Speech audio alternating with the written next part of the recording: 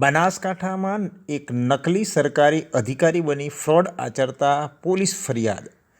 થરાદના હાથાવાડા ગામમાં લોન અપાવવાના બહાને 28થી વધુ ખેડૂતો સાથે છેતરપિંડીનો આક્ષેપ. ગાંધીનગરમાં ખેતીવાડી વિભાગમાં નોકરી કરતા હોવાની ઓળખ આપી ખેડૂતોને છેતર્યા. ખેડૂતોને સરકારી યોજનામાં લોન અપાવવાના બહાને પૈસા પડાવ્યા હોવાનો આક્ષેપ કરાયો છે.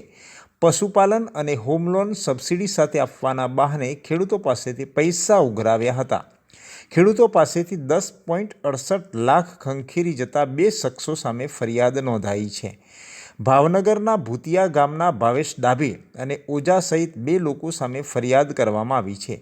થરાદ પોલીસે સમગ્ર મામલે વધુ તપાસ હાથ ધરી છે.